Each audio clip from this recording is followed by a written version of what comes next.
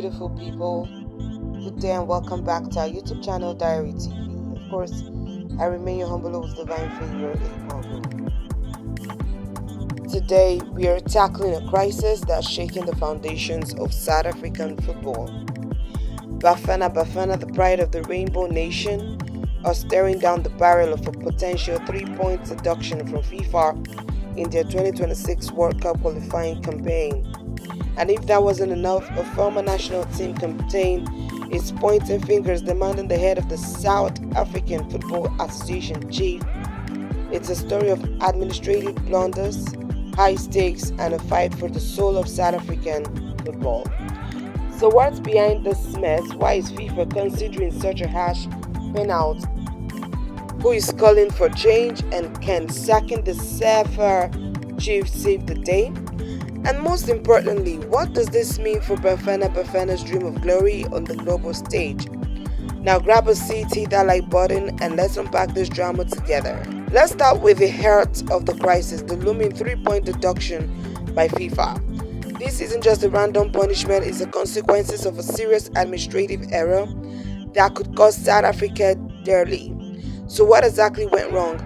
Now, during a 2026 FIFA World Cup qualifier match against Lesotho on March the 20th, 2025, South Africans secured a 2-0 victory.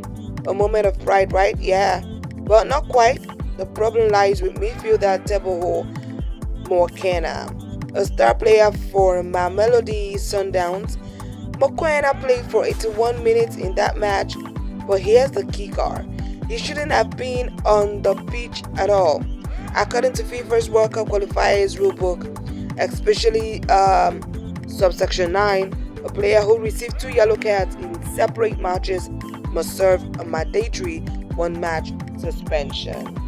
Now, Mokoena had picked up 2 bookings in previous games, meaning he was ineligible to play against Lesotho, yet somehow he was named in the starting lineup. This one isn't a sneaky tactic by Bafana Bafana's coaching staff. It was a colossal oversight by the South African Football Association, or SAFA. The responsibility to track player suspension typically falls to the head of delegations and, of course, other administrative officials. Now, in this case, SAFA dropped the ball big time. Former SAFA CEO Dennis Mumble called it serious negligence, pointing out that the system in place during his tenure should have caught this error, but they didn't, and now South Africa is paying the price. Now, FIFA's rules are crystal clear. Fielding an ineligible player can lead to a 3-point deduction and a forfeit of the match. Now, with the opposite team awarded a 3-0 victory, Lesotho, the team South Africa beat, lodged a complaint with FIFA, though there is some debate about whether they filed it within the mandatory 24-hour window. Regardless, FIFA doesn't always need a formal protest to act. Now, in 2018, Nigeria faced a similar punishment for fielding an ineligible player against Algeria. Even without a complaint from their opponent, the precedent is set, and South Africa is sweating. Why does this matter? It's because those 3 points could be the difference between qualifying for the 2026 World Cup and watching it from home. South Africa currently leads Group C in the African qualifiers, but a deduction would slash their lead to just 1 point, showing the ground wide open. It's a gut punch to a team that's been fighting tooth and nail to return to global stage for the first time since hosting the World Cup in 2010. But here's where it gets messy. Some South African pundits are clinging to a technicality, arguing that Lesotho's late protest might save them. Others, like Nigerian football lawyers Jonas Michael, insist that FIFA's rule doesn't bend. Now the clock is ticking and FIFA decision could drop any day now. Stay tuned, guys, because this saga is far from over. Now, the ex-captain outcry who's calling for the SAFA chief's head. Now let's turn to the man sounding the alarm, former South African national team captain Itumeleng Khune. If you know South African football, you know Khune, a legendary goalkeeper who's been the heartbeat of Bafana Bafana and Kaizer Chiefs for over 2 decades at 37. He's no longer in the national team, but his voice carries weight. And right now, he's not holding back. Khune is calling for the sacking of SAFA's chief, Danny Jordan, the long-serving president of the association. Why? Because he believes this FIFA fiasco is just the latest in a string of failures under Jordan's leadership. In a recent statement, Khune didn't mince words, saying someone must be held accountable. He's pointing to the administrative chaos that allowed Mokoena to play, arguing that SAFA's negligence is jeopardy of sabotaging Bafana's hard work on the pitch. But this isn't just about one mistake. Khune's criticism taps into a deeper frustration with SAFA's management. Under Jordan, SAFA has faced accusations of mismanagement, financial opacity, and a lack of vision for growing the game. Remember the 2010 World Cup? Jordan was hailed as a hero for helping bring the tournament to South Africa. But fast forward to 2025, and the shine has worn off. Now, critics, including Khune, argue that SAFA has failed to capitalize on that legacy, leaving South African football stuck in neutral. Now, Khune's grounds for demanding Jordan's removal are twofold. First, he sees the FIFA deduction as a symptom of systematic incompetence. In SAFA can't get basic administrative tasks right, how can they lead Bafana to World Cup glory? Second is rallying for accountability. In his view, of course, the players and fans deserve better than a leadership that stumbles from one crisis to the next.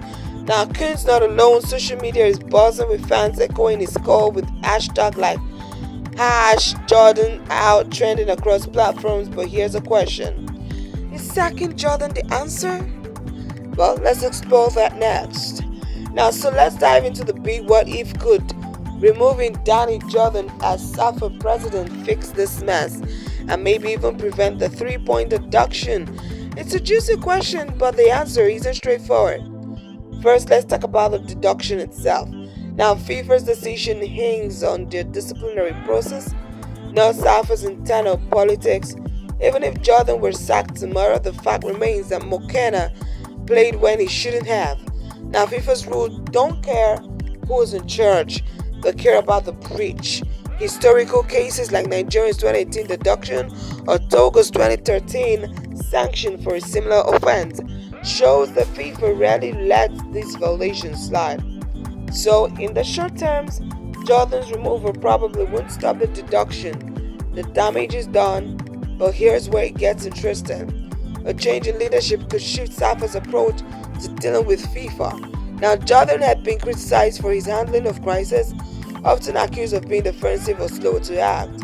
A new president might take a more proactive stance, perhaps, negotiating with FIFA for a lesser penalty like a fine, or appealing to the court of arbitration for sport if the deduction is enforced. It's a long shot, but fresh leadership could bring fresh strategies. Beyond the immediate crisis, removing Jordan could have a broader impact. Now, SAFA's administrative system needs an overhaul. Dennis Mumble, the former SAFA CEO, highlighted how the current step-up failed to catch Mokoena's suspension. A new leader could prioritize modernizing these processes, think digital tracking systems for players' eligibility, or better training for staff. Well, this wouldn't undo the past, but it could prevent future disasters. However, there's a flip side. Jordan has been a powerful figure in South African football for decades. With deep connections at FIFA and the Confederation of African Football, his removal could destabilize SAFA, especially if it sparks a frightening or a power vacuum. And let's be real, sacking the president doesn't magically fix a broken system overnight. It will take time, and Bafana don't have that luxury with World Cup qualifiers looming. So while Khune call for change resonates, it's not a silver bullet. The real question is whether SAFA can learn from this and rebuild trust with fans, players, and FIFA. Let's talk about what's at stake if the deduction goes through. Now here comes the consequences. What at stake for South African football? Now if FIFA enforces this 3-point deduction, the consequences for South African football could be severe. Now let's break it down. First, the immediate impact. Now Bafana Bafana's World Cup dreams. South Africa currently sits atop Group C in the 2026 World Cup qualifiers with a 5-point lead over their closest rivals. A 3-point deduction will cut that lead to just 1 point. Now turning a comfortable advantage into a nail-biting race, Nigeria, Zimbabwe and others in the group would smell blood, knowing that one slip up from South Africa could hand them the top spot. Only the group winner qualifies directly for the World Cup, so the stakes couldn't be higher. But it's not just about points. A deduction would award Lesotho a 3-0 victory, whipping out South Africa's 2 goals from the regional match. Yes, and goal differences matters in tight groups, and this could come back to haunt Bafana Bafana if the standards are close. Coach Hugo's Bruce, who's been working miracles to rebuild the team, will face an uphill battle to keep morale high and rally his players for the remaining qualifiers in September 2025. Now, the ripple effect goes beyond the World Cup. A deduction would dent South Africa's reputation in African football. Now, Bafana Bafana have been clawing their way back to relevance after missing the World Cup since 2010. The public embarrassment like this would undermine their momentum and fuel criticism of SAFA's leaderships. Now fans are ready on any football post on X, and you'll see the anger. A deduction could turn that frustration into what? An outright delusionment. Then there's the 2025 African Cup of Nations. While the deduction only appeals to World Cup qualifiers, the psychological toll could carry over. A demoralized team might struggle in Morocco, where they'll face tough competitions from powerhouses like Senegal and Morocco. Khune himself has spoken about the hard work players put in, only to be let down by administrative errors. If Bafana on the performance at AFCON, it could further erode fan support and sponsorships, which SAFA desperately needs. Now, long term, this crisis exposes deeper issues. South African football has the talent. Players like Mokoena and Percy Tau are world class, but without competent administration, the talent is wasted. If SAFA doesn't act, we could see more sanctions, more missed tournaments, and a generation of fans tuning out. The clock is ticking for South Africa to get its house in order. Yes, now the SAFA's chief responses and next step. So how is Danny Jordan responding to this firestorm? Well, to put it bluntly, he's been awfully quiet as of April 17, 2025. Jordan hasn't issued a public statement directly addressing Khune's call for his sacking or the FIFA controversy. This silence is raising eyebrows, and of course, with fans and pundits accusing him of dodging accountability. Now, posts on X are brutal, and with some users calling it typical SAFA arrogance. Behind the scenes, SAFA is reportedly in damage control mode. Sources suggest they're preparing a response to FIFA, possibly arguing that Lesotho's process was untimely or that the error was unintentional. But as we've seen, FIFA's rules don't bend for excuses. SAFA has also pulled Mokoena from subsequent matches like the win over Benin to avoid further violations. It's a case of closing the barn door after the horse has bolted. As for steps to address the broader issue, there's little concentration and of course concrete action so far. SAFA hasn't announced plans to overhaul the administrative processes or investigate the Mokoena blunder. Jordan's leadership style has always been about weathering the storm, but with pressure mounting from Khune, of course fans and even former officials like Mumble, he may have to act soon. Some speculate he could step down voluntarily to defuse the situation, but given his history, that seems unlikely. Now what's next? FIFA's ruling is expected soon, possibly before the next round of qualifiers. If the deduction is enforced, SAFA might appeal to the Court of Arbitration for Sports. Though success there is rare, in the meantime, Khune and others are keeping the heat on, demanding transparency and of course reform. This is a pivotal moment for South African football. Will SAFA rise to the challenge, or will they let Bafana Bafana's dreams slip away? Well, get to know that. A call to action. And there you have it, folks, the South African football crisis laid bare.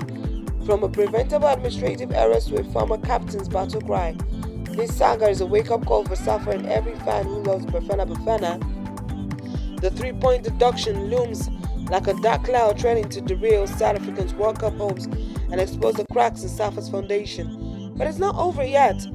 There's still time to fight for accountability, for reform, and for the pride of South African football. What do you think, guys? Should Danny Jordan step down, or is there another way to fix this mess? Drop your thoughts in the comments below and let's get this conversation going. If you enjoyed this deep dive, smash the like button, subscribe and hit the bell so you don't miss out. Let's share this with every football fan you know. Let's shine a light on this crisis and the man better for Bafana Bafana. Until next time, keep the passion for football alive and let's hope for brighter days on the pitch. And of course, this is Divine Favorite Wago signing off. And do not forget, we remain Diary TV.